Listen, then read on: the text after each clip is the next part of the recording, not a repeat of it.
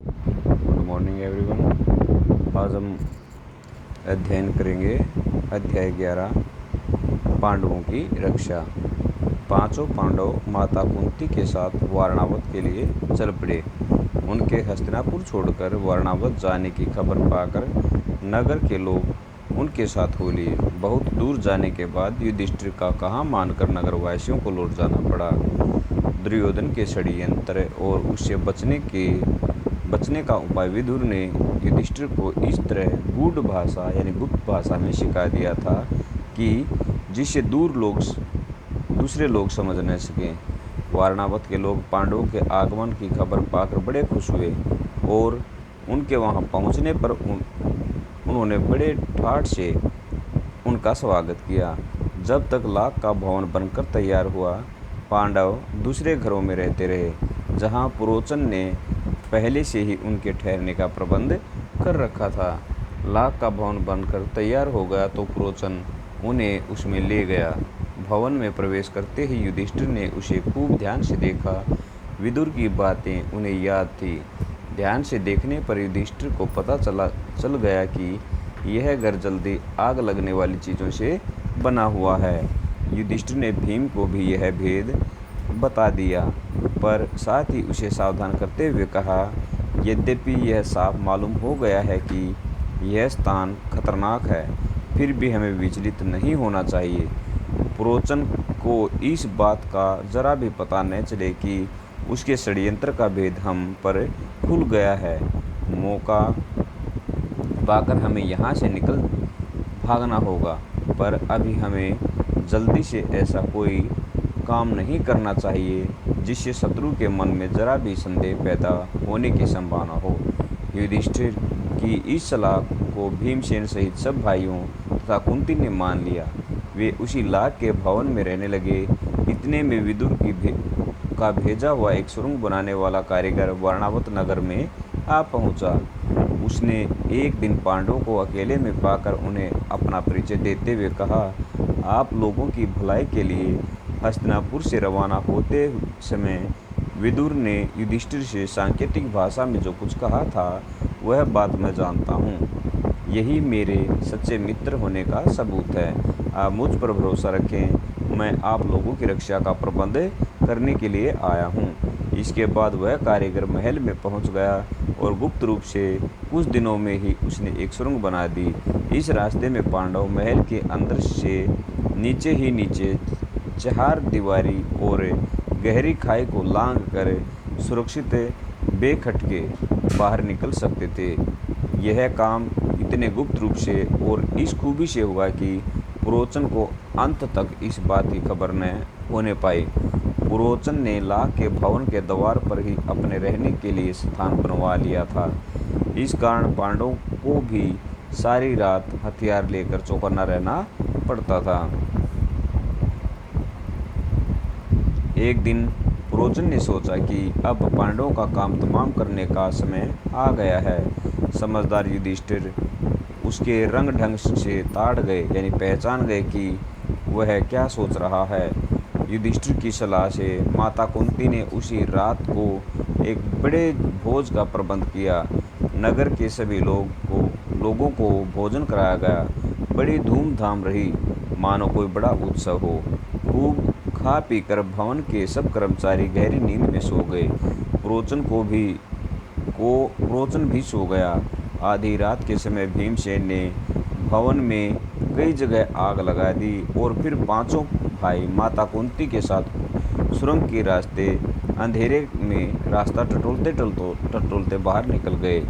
भवन से बाहर वे निकले ही थे कि आग ने सारे भवन को अपनी लपटों में ले लिया।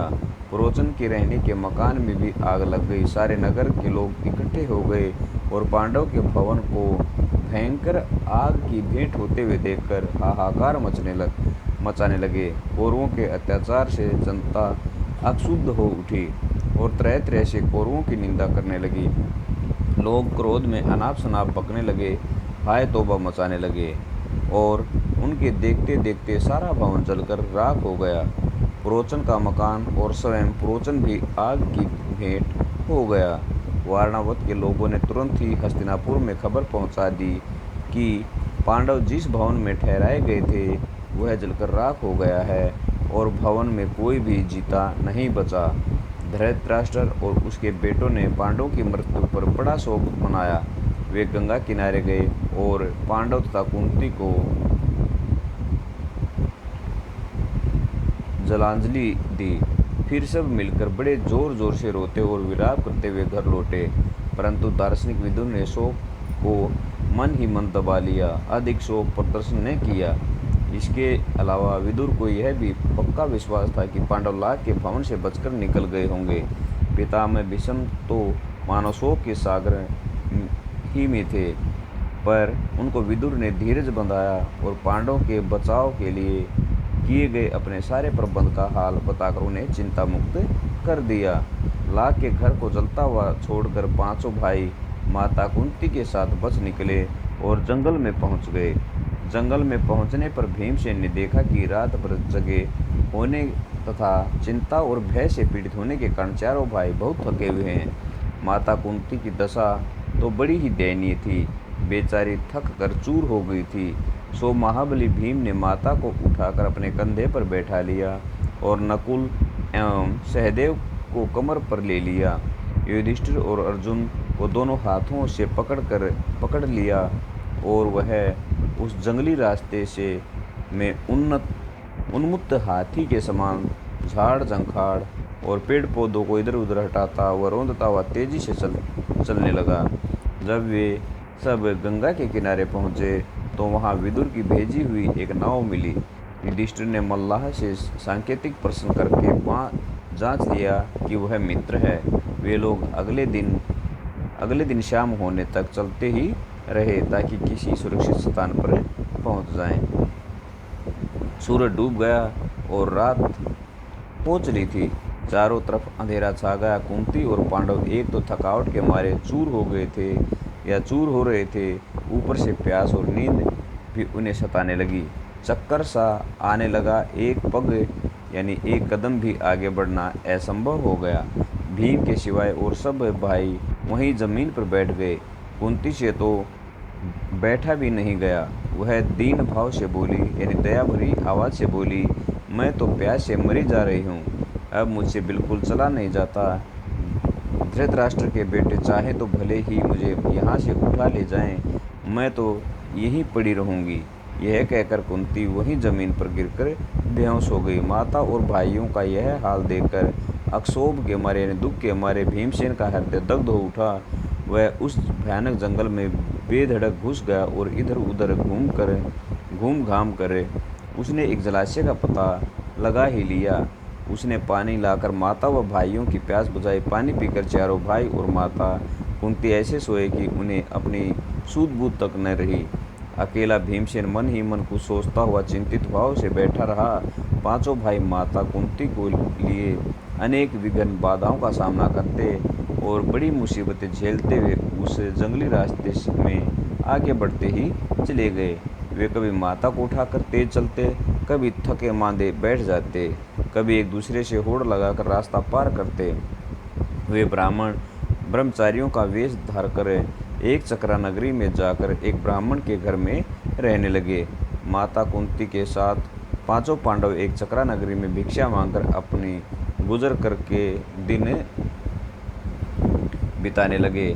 भिक्षा के लिए जब पांचों भाई निकल जाते तो कुंती का जी बड़ा बेचैन हो उठता। वह बड़ी चिंता में उनकी बाट जोहती रहती यानी इंतजार करती रहती। उनके लौटने में जरा भी देर हो जाती तो कुंती के मन में तरह तरह की आशंकाएं उठने लगती। पांचों भाई भिक्षा में जितना भोजन लाते कुंती उसके 2 हिस्से कर देती। एक हिस्सा भीमसेन को दे देती और बाकी आधे में से 5 हिस्से करके चारों बेटे और खुद खा लेती थी। इस पर भी भीमसेन की भूख नहीं मिटती थी। हमेशा ही भूखा रहने के कारण वह दिन प्रतिदिन दुबला होने लगा। भीमसेन का यह हाल देखकर कुंती और युधिष्ठिर बड़े चिंतित रहने लगे। थोड़े से भोजन से पेट न भरता था, सो भीमसेन ने कुम्हार से दोस्ती कर ली। उसने मिट्टी आदि खोदने में मदद करके उसको खुश कर दिया। कुम्हार भीम से बड़ा खुश हुआ और एक बड़ी भारी हांडी बनाकर उसको दी। भीम उसी हांडी को लेकर भिक्षा के लिए निकलने लगा। उसका विशाल शरीर और उसकी वह विलक्षण हांडी देखकर बच्चे तो हंसते हंसते लोटपोट हो जाते। एक दिन चारों भाई भिक्षा के लिए गए। अकेला भीमसेन ही माता कुंती के साथ घर पर रहा। इतने में ब्राह्मण के घर के भीतर से बिलक बिलक कर रोने की आवाज़ आई। अंदर जाकर देखा कि ब्राह्मण और उसकी पत्नी आंखों में आंसू भरे सिसकियां लेते हुए एक दूसरे से बातें कर रहे थे, यानी रोते हुए एक दूसरे से बातें कर रहे थे। ब्राह्मण बड़ी दुखी हृदय से अपनी पत्नी से कह रहा था, कितनी ही बार मैंने तुम्हें समझाया कि इस अंधेर नगरी को छोड़कर कहीं और चले जाएं, पर तुम नहीं मानी। यही हट करती रही, यानी जिद करती रही कि यह मेरे बाप दादा का गांव है, यहीं रहूंगी। बोलो अब क्या कहती हो? अपनी बेटी की भी बलि कैसे चढ़ा दूं और पुत्र को कैसे कावलित होने दूं? यदि मैं शरीर त्यागता हूं तो फिर इन अनाथ बच्चों का भरण पोषण कौन करेगा? हाय, मैं अब क्या करूं?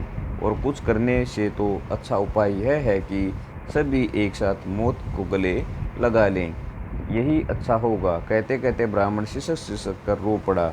ब्राह्मण की पत्नी रोती रोती बोली, प्राणनाथ, मुझे मरने का कोई दुख नहीं है। मेरी मृत्यु के बाद आप चाहें तो दूसरी पत्नी ला सकते हैं। अब मुझे प्रसन्नतापूर्वक आज्ञा दें ताकि मैं राक्षस का भोजन बनूं। पत्नी की ये व्यथा भरी यानी दुख भरी बातें सुनकर ब्राह्मण से न रहा गया। वह बोला, प्रिय, मुझसे बड़ा दुरात्मा और पापी कौन होगा जो तुम्हें राक्षस की बलि चढ़ा दे और खुद जीवित रहे। माता पिता को इस तरह बातें करते देख ब्राह्मण की बेटी से न रहा गया। उसने करुण स्वर में कहा, पिताजी, अच्छा तो यह है कि राक्षस के पास आप मुझे भेज दें। सबको इस तरह रोते देखकर ब्राह्मण का नन्हा बालक पास में पड़ी हुई सूखी लकड़ी हाथ में लेकर घुमाता हुआ बोला, उस राक्षस को तो मैं इसे लकड़ी से इस तरह जोर से मार डालूंगा। कुंती खड़ी यह सब देख रही थी। अपनी बात कहने का उसे ठीक मौका दिखा। वह बोली, हे ब्राह्मण, क्या आप कृपा करके मुझे बता सकते हैं कि आप लोगों के इस समय दुख का कारण क्या है? ब्राह्मण ने कहा, देवी सुनिए, इस नगरी के समीप एक गुफा है जिसमें बक नामक एक बड़ा अत्याचारी राक्षस रहता है। पिछले 13 वर्षों से इस नगरी के लोगों पर वह बड़े जुल्म ढा रहा है। इस देश का राजा जो वेत्रकीय नाम के महल में रहता है, इतना निकम्मा है कि प्रजा को राक्षस के अत्याचार से बचा नहीं रहा है। इससे घबराकर नगर के लोगों ने मिलकर उससे बड़ी अनुनय विनय यानी दया भरी प्रार्थना की कि कोई न कोई नियम बना ले। बकासुर ने लोगों की यह बात मान ली और तब से इस समझौते के अनुसार यह नियम बना हुआ है कि लोग बारी बारी से एक एक आदमी और खाने की चीज़ें हर सप्ताह उसे पहुंचा दिया करते हैं। इस सप्ताह में उस राक्षस के खाने के लिए आदमी और भोजन भेजने की बारी हमारी बारी है। अब तो मैंने यही सोचा है कि सबको साथ लेकर ही राक्षस के पास चला जाऊंगा। आपने पूछा सो आपको बता दिया। इस कष्ट को दूर करना तो आपके बस में भी नहीं है। ब्राह्मण की इस बात का कोई उत्तर देने से पहले कुंती ने भीमसेन से सलाह की। उसने लौटकर कहा, विप्रवर, आप इस बात की चिंता छोड़ दें। मेरे 5 बेटे हैं, उनमें से एक आज राक्षस के पास भोजन लेकर चला जाएगा। सुनकर ब्राह्मण चौंक पड़ा और बोला, आप भी कैसी बातें करती हैं? आप हमारी अतिथि हैं, हमारे घर में आश्रय लिए हुए हैं।